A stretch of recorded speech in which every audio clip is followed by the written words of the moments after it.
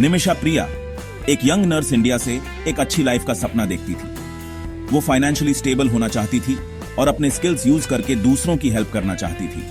ये सपना उसे हजारों मील दूर उसके घर पलक्कड़ केरला से वॉर टॉर्न यमन ले गया। उसे क्या पता था ये जर्नी एक बुरा सपना बन जाएगा। प्रिया यमन अराइव हुई 2014 में होप और डिटर्मिनेशन से भरी हुई। उसे नर्स की जॉब मिल गई। वो स्ट्रगलिंग हेल्थ केयर सिस्टम में कंट्रीब्यूट करने के लिए ईगर थी।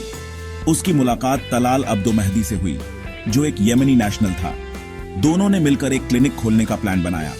ये पार्टनरशिप हावेवर जल्द ही एक नाइटमेयर में बदल गया। प्रिया ने खुद को मेहदी के एक अलग रूप का सामना करते हुए पाया। उसने प्रिया की लाइफ पर कंट्रोल करना शुरू कर दिया।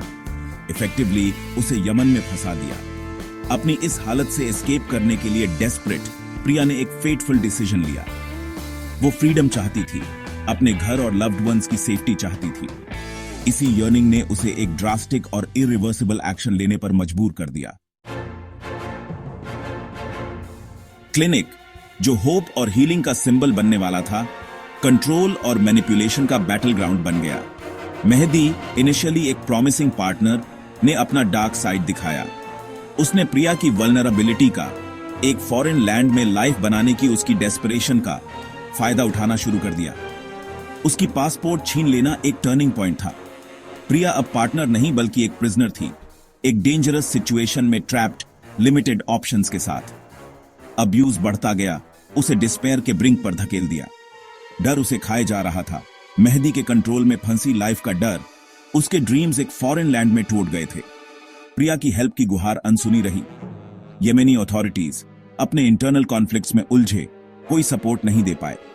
इंडियन एम्बेसी, ब्यूरोक्रेटिक हर्डल्स और यमन में बढ़ती वायलेंस के बोझ तले दबी एक डिस्टेंट होप लग रही थी। आइसोलेटेड और डरी हुई प्रिया को लगा जैसे दीवारें उस पर गिर रही हैं।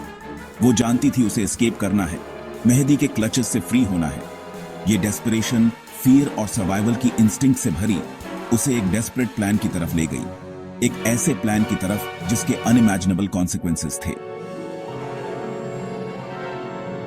जुलाई 2017 में प्रिया ने एक फेटफुल डिसीजन लिया। उसने अलेजेडली मेहदी को सेडेटिव्स इंजेक्ट किए, होपिंग उसे बेहोश कर दे और एस्केप कर सके। सिचुएशन कंट्रोल से बाहर हो गई, मेहदी की डेथ हो गई।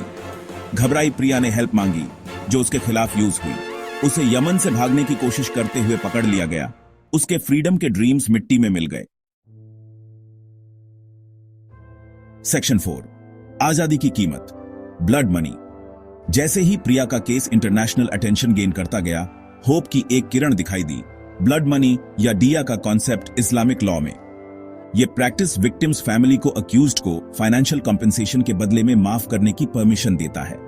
इंडियन गवर्नमेंट वेरियस एनजीओज और ह्यूमैनिटेरियन ऑर्गेनाइजेशंस के साथ रिक्वायर्ड फंड्स रेज करने के लिए रैली की। इंडिया में लाखों दुआएं मांगी गईं। प्रिया की सेफ रिटर्न के लिए एक कलेक्टिव प्ली। पहली इंस्टॉलमेंट $20,000 की पे की गई, एक सिग्निफिकेंट सम जो एक नेशन के कलेक्टिव एफर्ट को रिप्रेजेंट करती थी, जो अपनी एक सिटीजन को बचाना चाहता था। एक टेंस वेट शुरू हुआ। प्रिया की फेट अधर में लटकी हुई थी। येमेनी अथॉरिटीज हावेवर अनमूव्ड रहे। ब्लड मनी के पेमेंट के बावजूद एक ट्रेडिशन जो उनके लीगल और कल्चरल फैब्रिक में डीपली रूटेड है, प्रिया की डेथ सेंटेंस बरकरार रही। इस न्यूज ने इंडिया में शॉकवेव्स भेज दी, उस होप को तोड़ दिया जो पेन्सटेकिंगली बिल्ड की गई थी। इस केस ने इंटरनेशनल लॉ की कॉम्प्लेक्सिटीज, डिप्लोमेटिक चैनल्स की लिमिटेशंस और एक जस्टिस सिस्टम की ब्रूटल रियलिटीज को हाईलाइट किया, जो कंपैशन और रिहेबिलिटेशन के प्रिंसिपल से फार रिमूव्ड था। सेक्शन 5, डिप्लोमेटिक हर्डल्स और अनिश्चितताएं। प्रिया का केस येमेनी पॉलिटिक्स के कॉम्प्लेक्स वेब में उलझ गया। हाउथी रेबल्स, जो कैपिटल सना को कंट्रोल करते थे, जहां प्रिया इम्प्रिजन थी, ने कॉम्प्लेक्सिटी की एक और लेयर ऐड कर दी। इंडिया, जिसका हाउथीज के साथ कोई फॉर्मल डिप्लोमेटिक रिलेशंस नहीं था, बैक चैनल्स और इंटरमीडियरीज पर रिलाई करना पड़ा, एक प्रिकेरियस और often frustrating process. Blood money का पेमेंट, जबकि क्लेमेंसी का एक पोटेंशियल एवेन्यू था, एथिकल कंसर्न्स भी रेज करता था। क्या ये एक जस्ट सोल्यूशन था, एक लाइफ के लिए फाइनेंशियल बार्गेनिंग का एक फॉर्म, या ये एक नेसेसरी कॉम्प्रोमाइज था, ओनली वायबल ऑप्शन एक ऐसे सिस्टम में जहां जस्टिस इलूसिव लगता था? इंडियन गवर्नमेंट को क्रिटिसिज्म का सामना करना पड़ा। कि वो इनफ नहीं कर रही है, डिप्लोमेटिक लैबिरिंथ को स्विफ्टली इनफ नेविगेट नहीं कर रही है। पब्लिक हावेवर प्रिया की प्लाइट के प्रति लार्जली सिंपैथेटिक रही, उस इम्पॉसिबल सिचुएशन को समझते हुए जिसू में वो खुद को पाई थी। जैसे जैसे मंथ्स ईयर्स में बदलते गए, प्रिया का केस जियोपॉलिटिकल कॉन्फ्लिक्ट्स के human cost, abroad vulnerable workers की प्लाइट और एक सिस्टम की लिमिटेशंस का पॉइंटेंट रिमाइंडर बन गया, जो ऑफ्टन पॉलिटिकल एक्सपीडियंसी को कंपैशन से ऊपर रखता है।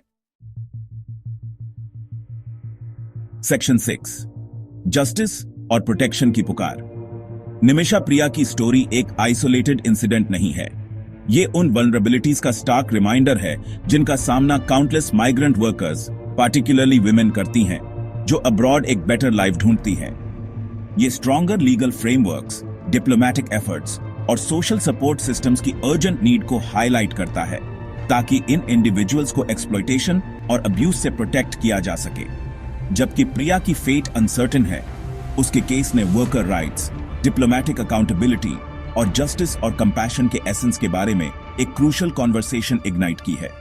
ये एक कॉल टू एक्शन है, ग्रेटर अवेयरनेस के लिए एक प्ली और एक ऐसे वर्ल्ड की डिमांड जहां प्रिया जैसे इंडिविजुअल्स को भुलाया ना जाए, उनकी लाइव्स को एक कॉम्प्लेक्स जियोपॉलिटिकल चेस गेम में बार्गेनिंग चिप्स की तरह ट्रीट ना किया जाए। प्रिया की स्टोरी होप और डिस्पेयर की, करेज और डेस्परेशन की स्टोरी है। ये एक ऐसी स्टोरी है जिसे सुनना जरूरी है, न सिर्फ उसके लिए बल्कि उन काउंटलेस अदर्स के लिए जो सिमिलर सिचुएशंस में ट्रैप्ड हैं, उनकी वॉइसेस साइलेंस्ड हैं, उनकी फेट्स अधर में लटकी हुई हैं। वीडियो देखने के लिए धन्यवाद। अगर आपको वीडियो पसंद आए तो कृपया लाइक करें और मेरे YouTube चैनल को सब्सक्राइब करें। धन्यवाद।